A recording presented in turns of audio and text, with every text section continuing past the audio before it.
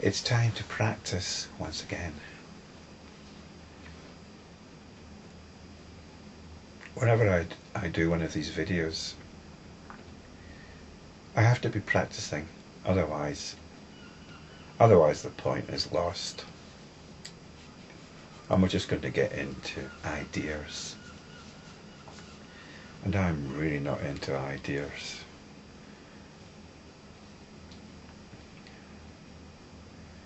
In spiritual practice, we're looking for realization. We're turning to enlightenment.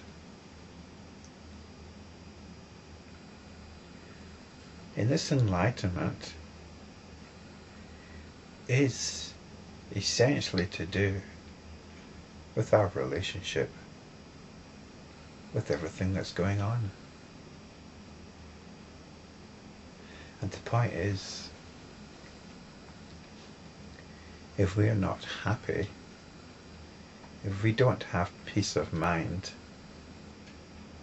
then this relationship is malfunctioning somewhere. So just to be quite clear about it, this is what enlightenment is. Enlightenment isn't some mystical state. It's a state of realization. It's not a state of intense ecstasy, some cloud of bliss that we can float along on. No, enlightenment is being at peace. I took my cue recently from the Stoic sage Epictetus. I was talking about him a couple of videos back, and this is what he was talking about: peace of mind.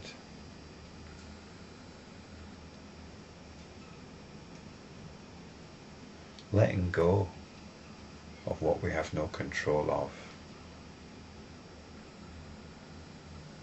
And really, when it boils right down to it, we have very little control. We've got a few limbs that we can waggle around.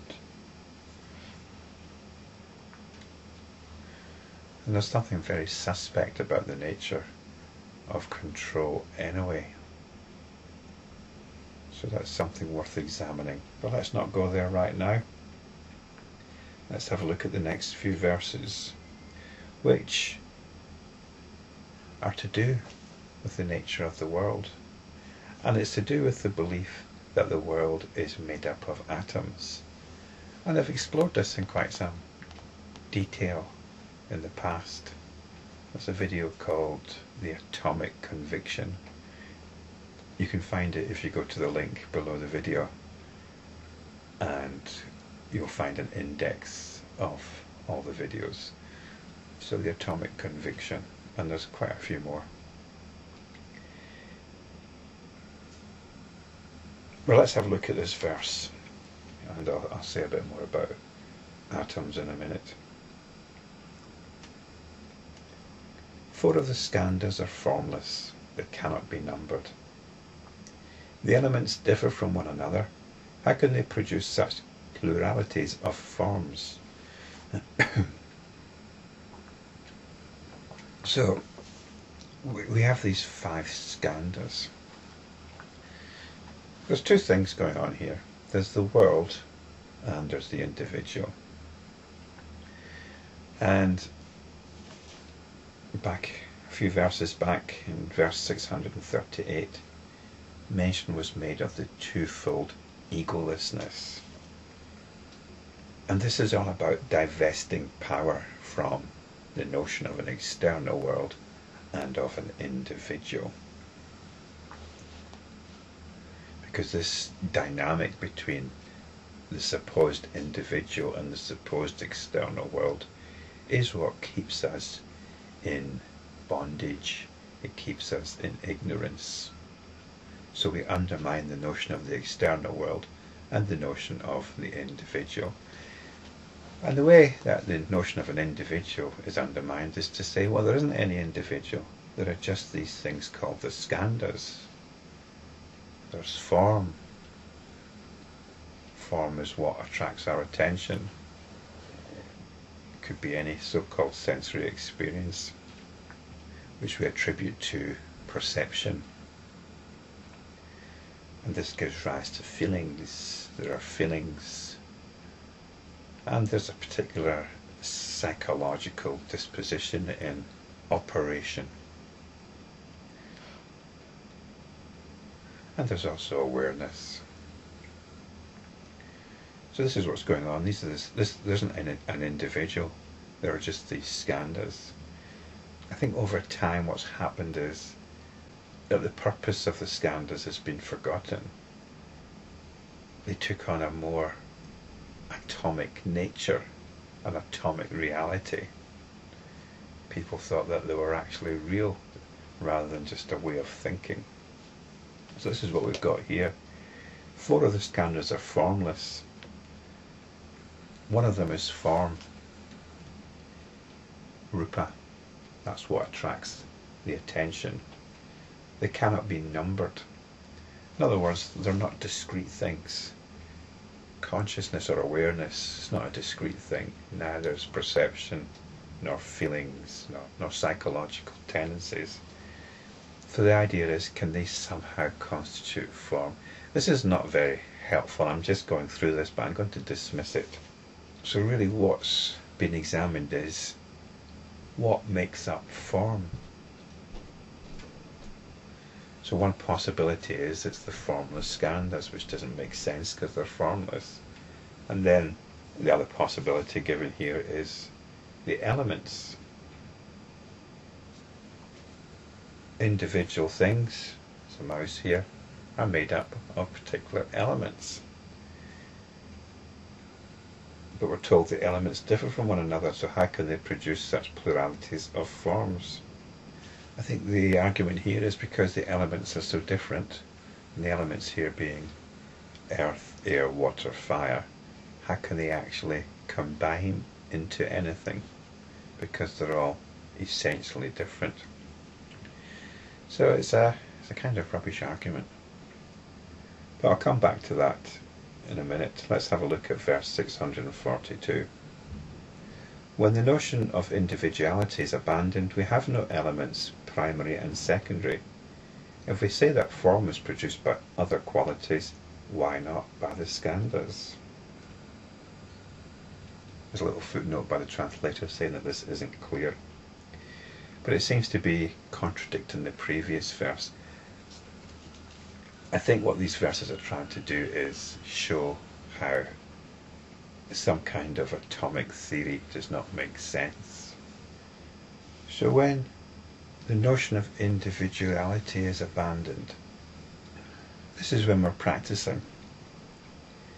And we're coming back to simple experiencing rather than the understanding that there is somebody who is experiencing. And we're told then that we have no elements, primary and secondary. I won't go into what the primary and secondary elements are because it's not really relevant. What we have to look at is what we're abandoning in our own experience. And I mentioned already the video called The Atomic Conviction. And this is a quasi-reality that we nominally subscribe to. It's the reality that says everything is made up of atoms.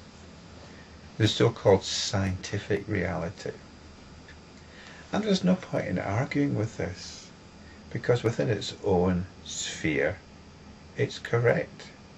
It's like arguing with a map. You don't argue with the map. Maps are more and more accurate. Maps are better and better at what they do. Science is becoming better and better at what it does. The point is, though, that the map is not reality. And this is where we go wrong. We shouldn't be arguing with the map.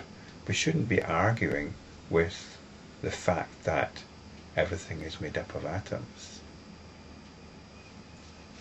What we should be arguing with is taking that as our reference point for reality. It's like sitting on a beach in the evening, enjoying the sunset.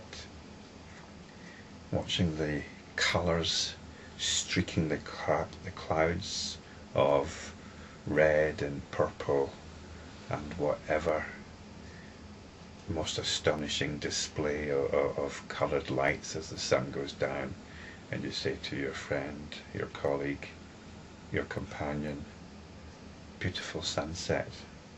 And then this person says, well, it's not actually the sun that's setting, it's just the earth spinning on its axis as it revolves around the sun.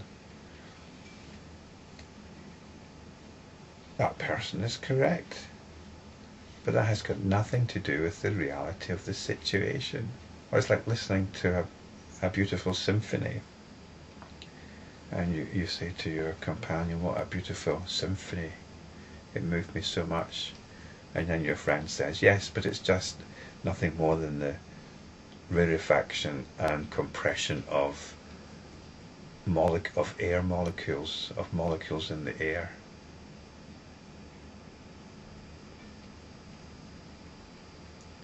And they're completely correct, haven't they? But that's not the point. That's not the point. That is not our reality. It's a scientific reality which has its place. Science gives us very useful maps, but a map is not reality. So this is the sort of distinction we need to make. So we're not concerned with what makes up forms. We can leave that to the scientists. What we're concerned with is the liberation of mind. So I'll just finish off these two verses because there seems to be some attempt at logic, proving some sort of logical absurdity. On the one hand, form isn't made up of the skandhas, and then on the other hand, why not have it made up of the skandhas? So we won't bother with that. The main thing is to come back to our reality. The main thing is for us in this modern era to come back and appreciate reality as it is and stop relating to some quasi-scientific reality, because scientific reality is not reality any more than a map is reality. So verse 643 gets to the point. When one is emancipated from the Ayatanas and Skandhas, seeing them as free of individual signs, then the mind is liberated because of seeing the egolessness of things. So when one is emancipated from the Ayatanas, and this is the understanding that we're experiencing an external world through the senses, we step back from this. We step back and just call everything the field of experiencing. That's it. We're not getting lost in the field of experiencing. We step back. Everything is just the field of experiencing. No senses, no elements, nothing else. Nothing else. It's simply the field of experiencing. So this is being emancipated from the Ayatanas, and the Skandhas is all these things which we think construct the individual. So the Ayatanas represent the world, and the Skandhas the individual. So we're free from both of these. Now the freedom from the individual means freedom from psychology, freedom from personal psychology, which in practice means freedom from our moods, freedom from the pattern of our moods. So seeing them as free of individual signs means individual signs of their reality, all the arguments by which we give them reality. And when the mind is liberated, well, this is when we arrive at that point where we can go along with Epictetus. I hope you don't mind me going on about Epictetus, but He put it so simply, so non-mystically. The mind is free then to experience whatever happiness it wants.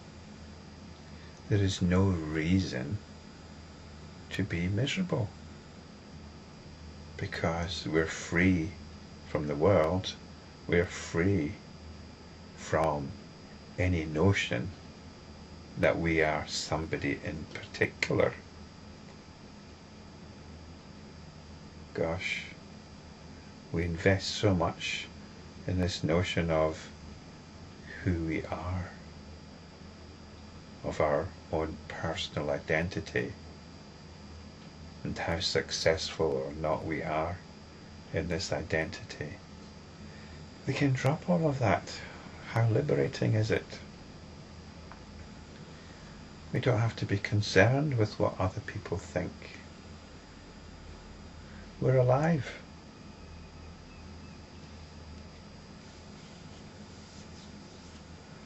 No buts.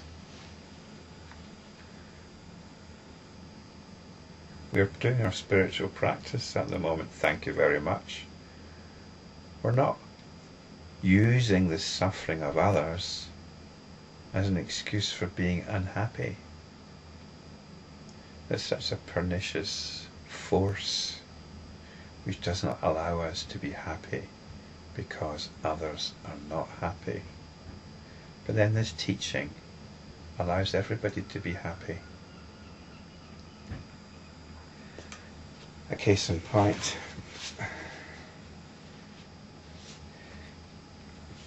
this little book here, which I bought along with Invictus's Enchiridion.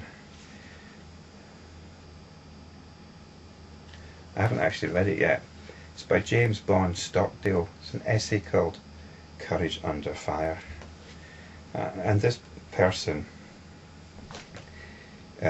was held prisoner during the Vietnam War for several years and tortured, and it was Invictus's teaching which got him through it.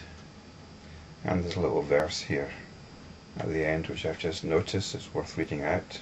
It's from Ernest Henley's poem Invictus. It matters not how strait the gate, how charged with punishment the scroll. I am the master of my fate. I am the captain of my soul. So the point here is,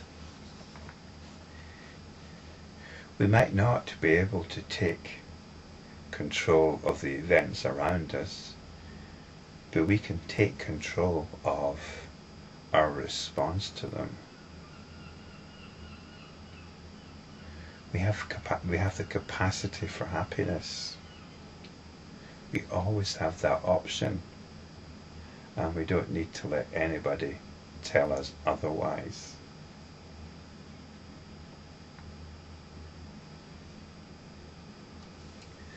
This is the liberated mind.